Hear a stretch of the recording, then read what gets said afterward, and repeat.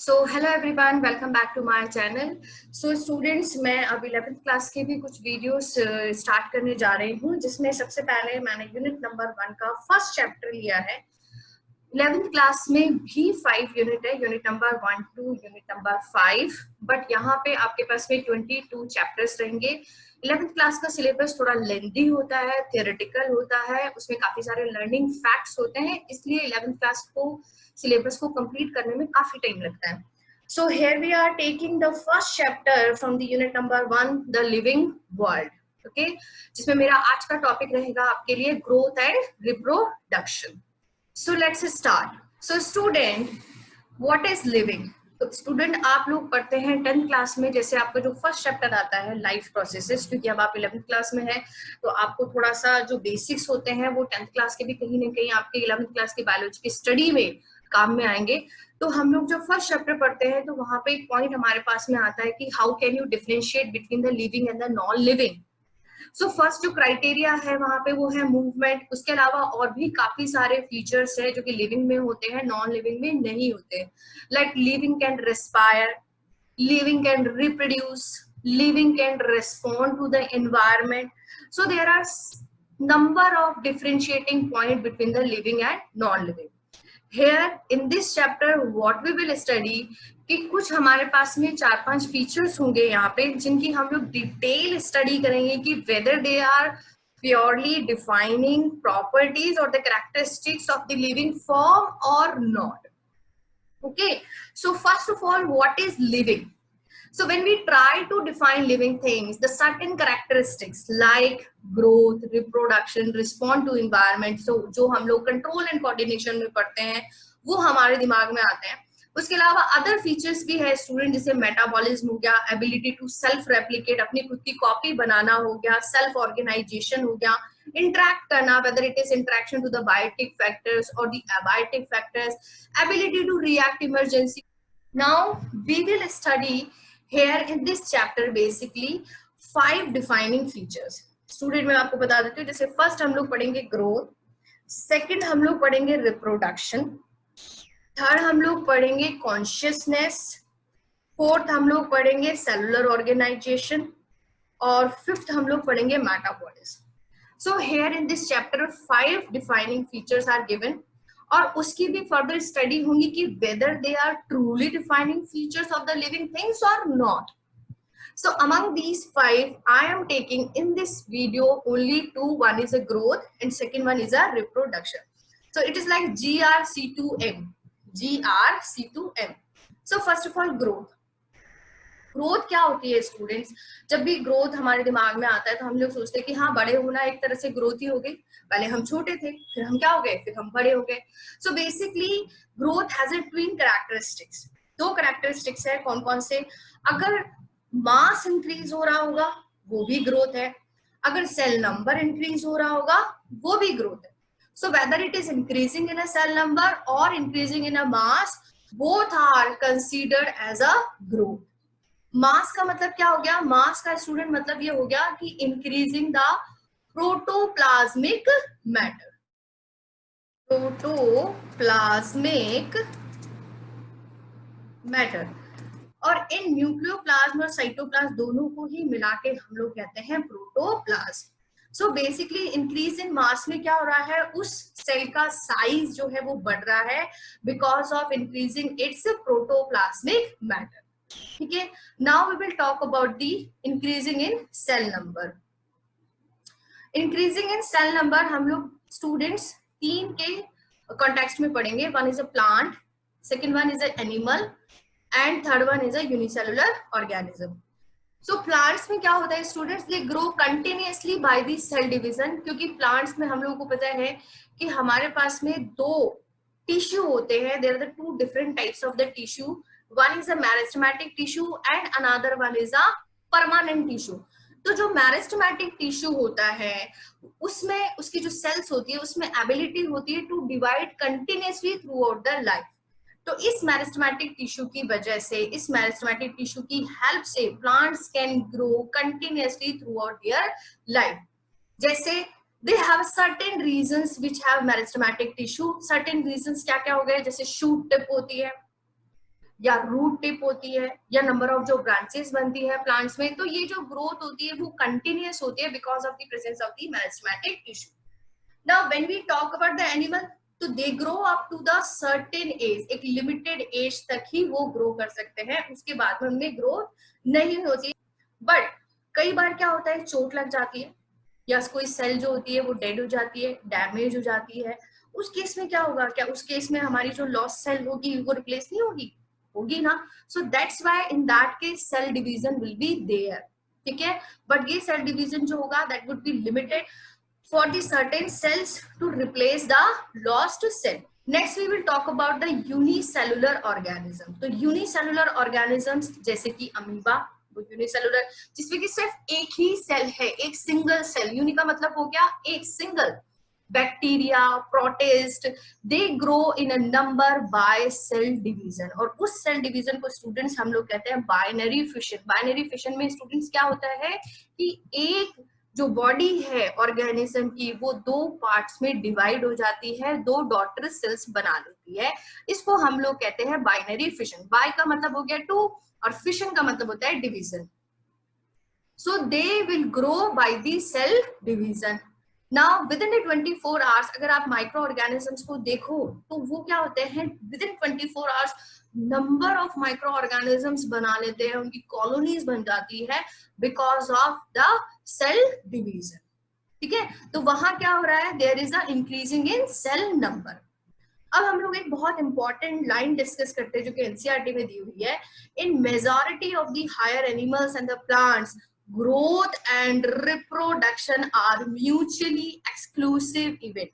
सबसे पहले बात करें majority of higher, lower animal plant की बात नहीं हो रही है students. Here the higher animals and plants are considered and the growth and reproduction are mutually exclusive event. का मतलब होता है ये दोनों ग्रोथ एंड रिप्रोडक्शन एक ही टाइम पे साथ साथ नहीं हो सकती है.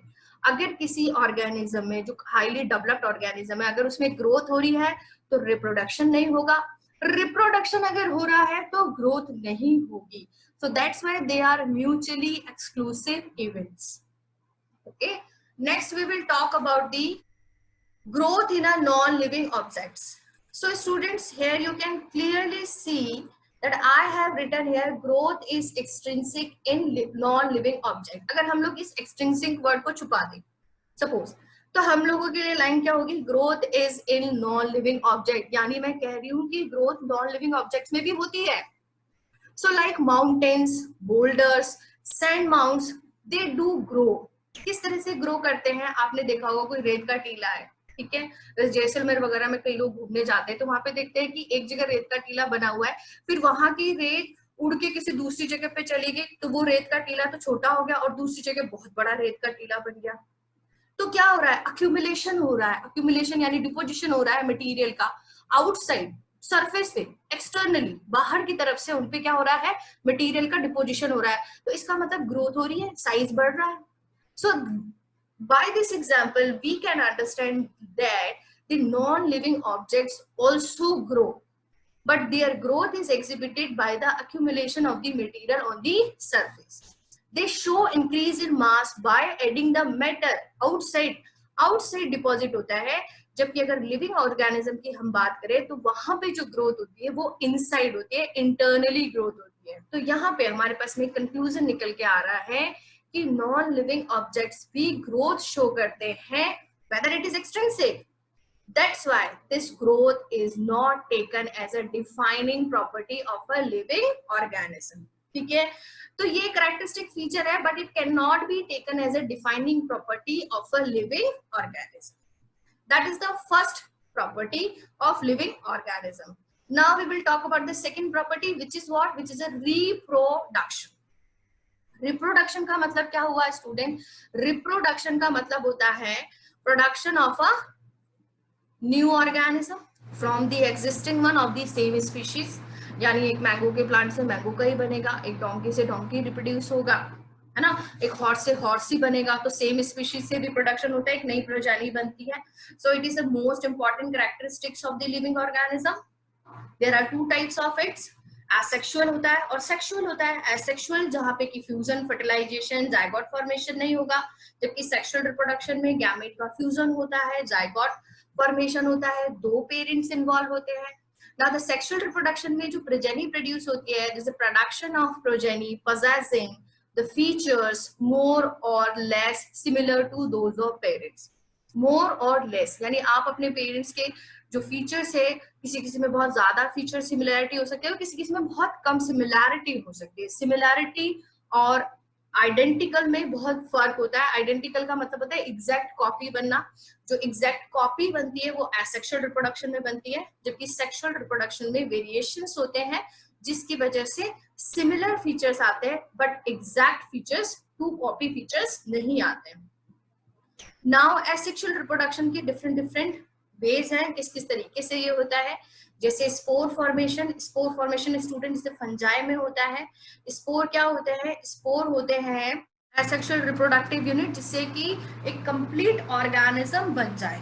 सो फंजाई में प्रोडक्शन होता है नंबर ऑफ स्पोर्स का, जो कि स्प्रेड हो जाते हैं and then they will germinate to form the new fungal filament, but that will occur under the favourable condition. Okay, next हम लोग बात करते हैं बडिंग की। तो बडिंग स्टूडेंट्स होती है ईस्ट में, हाइड्रा में। यहाँ आपको इस चैप्टर में इनका डिटेल नहीं दे रखा है एनसीईआरटी में, बिकॉज डिटेल आप लोग पढ़ते हो या तो 12th क्लास में आप डिटेल पढ़ोगे या फिर आप लोगों ने थोड़ा बहुत पढ़ा होगा तो 10th क्लास में पढ़ा होगा। यहाँ पे सिर्फ आपको नाम दे रखे हैं और उनके जो एग्जाम्पल्स है वो आपको मेंशन है। और थर्ड मेथड है आपका ट्रू रीजनरेशन। रीजनरेशन स्टूडेंट्स दो तरीके का होता है। जैसे कि स्टार फिश होती है, उसकी एक आर्म कट गई बट वो वापस से नई आर्म बन जाएगी, या कोई एक छिपकली है, लिजार्ड है, उसकी पूंछ कट गई तो वापस से पूंछ बन जाएगी। कंप्लीट ऑर्गेनिज्म नहीं बनेगा, बट अगर रीजनरेशन से कंप्लीट ऑर्गेनिज्म बन रहा है तब हम लोग इसको कहते हैं रिप्रोडक्शन। जैसे प्लेनेरिया, प्लेनेरिया प्लेटिहेल्मिन्थेस में आता है। अगर हम लोग इसको डिफरेंट डिफरेंट पार्ट्स में कट कर दे तो इसके जो कटे हुए पार्ट्स होंगे, हर एक पार्ट एक कंप्लीट प्लेनेरिया बना लेगा, कंप्लीट ऑर्गेनिज्म बन जाएगा। इसलिए true regeneration is a method of reproduction. Next we will talk about the fragmentation. Fragmentation नाम में ही इसका मीनिंग निकल के आ रहा है। ये देखिए, फ्रेगमेंट, फ्रेगमेंट का मतलब हो गया एक तरह से कोई टुकड़ा। तो ये फंजाई, फिलामेंटस एल्गी, प्रोटोनिमा, इनमें क्या होगा, जब ये मेच्योर हो जाएंगे तो अपने को छोटे छोटे छोटे छोटे फ्रेगमेंट्स में ये डिवाइड कर लेंगे और हर एक फ्रेगमेंट जो होगा एक कंप्लीट ऑर्गेनिज्म बना लेगा। ठीक है, that's about the different means of the asexual reproduction in the different organism. Next we will talk about the whether this reproduction method can be taken as, or reproduction can be taken as a defining property or not. So now we will discuss it. In unicellular organism, this is very important concept students which is coming here. In unicellular organism like unicellular algae, bacteria or amoeba, the reproduction is synonym with growth. यानी आप growth की जगह reproduction भी use कर सकते हो या reproduction की जगह growth भी use कर सकते हो। कैसे? जैसे मैंने एक यहाँ पे पिक्चर दिया है, this picture has been taken from the 12th NCERT. तो एक अमीबा है, उसमें ग्रोथ हो रही है, फिर उसके बाद में उसमें डिवीजन हो रहा है। पहले न्यूक्लियस डिवाइड हो गया, फिर उसके बाद में साइटोप्लाज्म डिवाइड हो गया और एक दो डॉटर सेल बन गई। तो अमीबा से दो नई प्रोजेनी बन गई, इसका मतलब क्या हो गया? रिप्रोडक्शन। अमीबा से जो दो नई प्रोजेनी बनी वो बनी बाय द सेल डिवीजन, यानी increase in the number of cell भी हो गया, यानी ग्रोथ भी हो गई। Increase in number of cell को हम लोग ग्रोथ कहते हैं, प्रोडक्शन ऑफ न्यू ऑर्गेनिज्म को हम लोग रिप्रोडक्शन कहते हैं। तो चाहे सेल डिवीजन हो चाहे रिप्रोडक्शन हो, दोनों चीजें यूनिसेलुलर ऑर्गेनिज्म में सेम है। ओके, अब हम लोग बात करते हैं कुछ ऐसे ऑर्गेनिजम्स की विच कैन नॉट रिप्रोड्यूस। तो मैनी ऑर्गेनिज्म, लिविंग ऑर्गेनिज्म की मैं बात कर रही हूँ, which do not reproduce, like mules. Mules आपको पता होगा, जो कि हिल स्टेशंस होते हैं या फिर जहाँ पे आपको मैं बताऊं जो धार्मिक स्थल होते हैं वहां पे जब जाते हैं, जब चढ़ाई चढ़ते हैं तो म्यूल्स के थ्रू होती है। जो खच्चर जिसे कहते हैं, जो कि एक हाइब्रिड होता है, जो बनता है आपके डोंकी एंड हॉर्स के हाइब्रिडाइजेशन से, जिसमें मैं आपको बता देती हूँ एमडी एंड एफएच, यानी मेल डोंकी और फीमेल हॉर्स, इन दोनों के क्रॉस से एक हाइब्रिड बनता है जिसका नाम होता है म्यूल। आप इसको ऐसे याद कर सकते हो, माधुरी दीक्षित फीमेल है, माधुरी दीक्षित फीमेल है, तो मेल डोंकी हो गया और फीमेल हॉर्स हो गई। तो म्यूल है जो कि रिप्रोड्यूस नहीं कर सकता। स्टेराइल वर्कर बीज है, जो हनी बीज होती है, उनका एक सोशलाइजेशन होता है, उसमें क्वीन होती है, किंग होती है और वर्कर्स होते हैं। तो क्वीन जो होती है वो फर्टाइल होती है, जबकि वर्कर्स जो होते हैं वो स्टेराइल होते हैं। उसके अलावा इनफर्टाइल कपल्स, कई ऐसे कपल्स होते हैं, they can not reproduce. That's why reproduction is not all inclusive defining characteristic of the living organism. इसलिए रिप्रोडक्शन को भी हम लोग एक कंप्लीट डिफाइनिंग प्रॉपर्टी नहीं मानते हैं for the living organism. Okay, now अब नॉन लिविंग की बात करें तो नॉन लिविंग में ऐसा कोई भी नहीं है जो कि रिप्रोड्यूस करता है। So no non living organism is capable of reproducing or replicating themselves। तो कोई सा भी ऐसा नॉन लिविंग ऑर्गेनिज्म नहीं है जो कि रिप्रोड्यूस करता है। टेबल से टेबल नहीं बन सकती, टीवी से टीवी नहीं बन सकता, चेयर से चेयर नहीं बन सकती। So that's why we can say the reproduction जो है एक कंप्लीट डिफाइनिंग प्रॉपर्टी नहीं है लिविंग ऑर्गेनिज्म की, क्योंकि कुछ लिविंग ऑर्गेनिज्म ऐसे भी है जो कि रिप्रोड्यूस नहीं कर सकते। Okay, so that's all about my today's video or today's topic. Hope you understood this. If you like it, then please hit the thumbs up. Write in a comment box if you want further videos on the 11th class. Share my video and subscribe my channel for the further videos. Thank you so much.